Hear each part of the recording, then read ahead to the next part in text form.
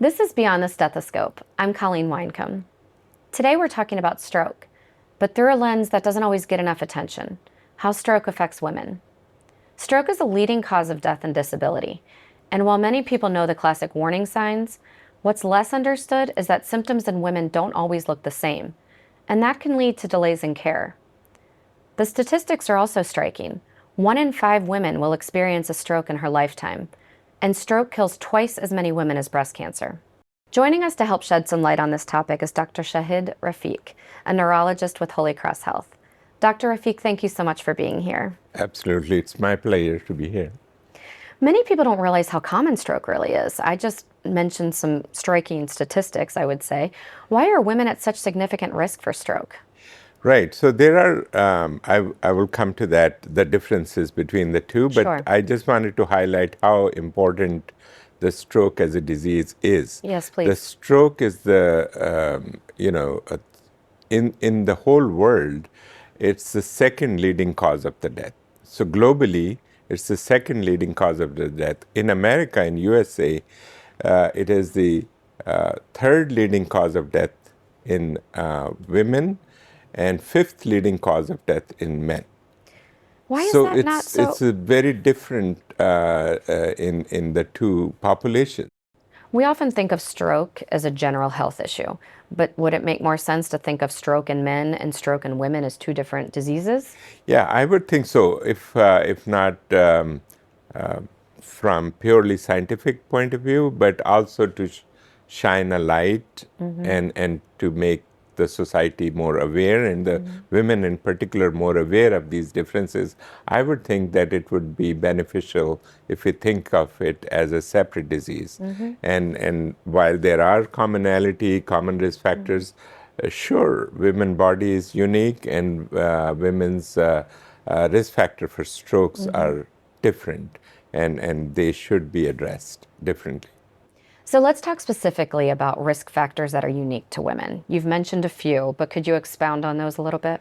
So endometriosis is a disease that can happen, and that can cause more strokes. Okay. Similarly, the menopause, if it happens early or prematurely, that will also increase the chances of having a stroke.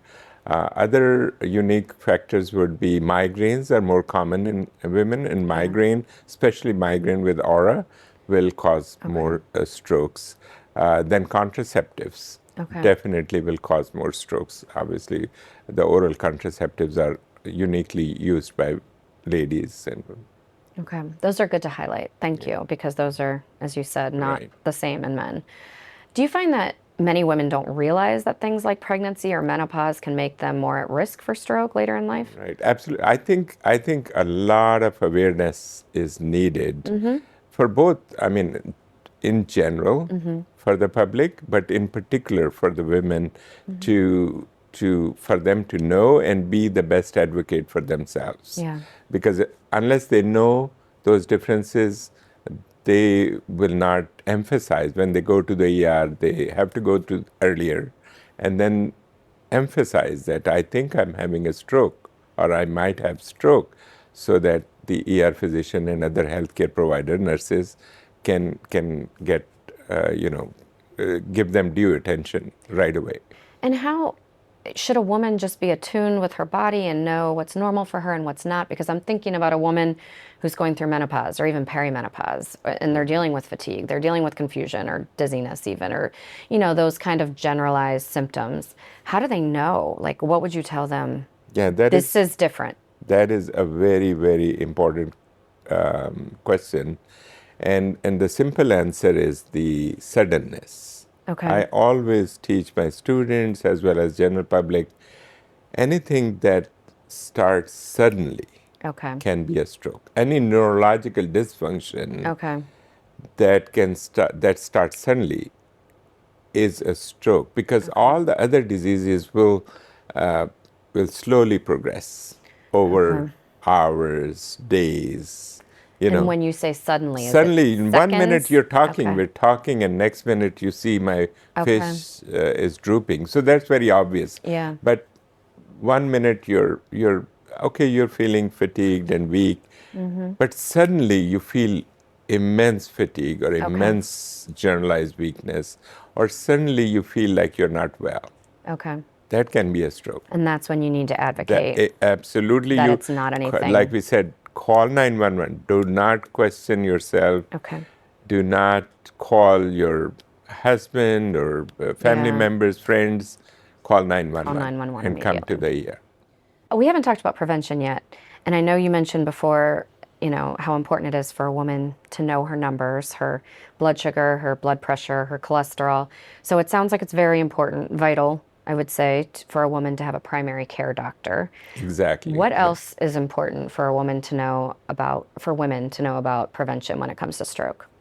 If you're on contraceptives, right, young women on oral contraceptives, there you have a risk factor already.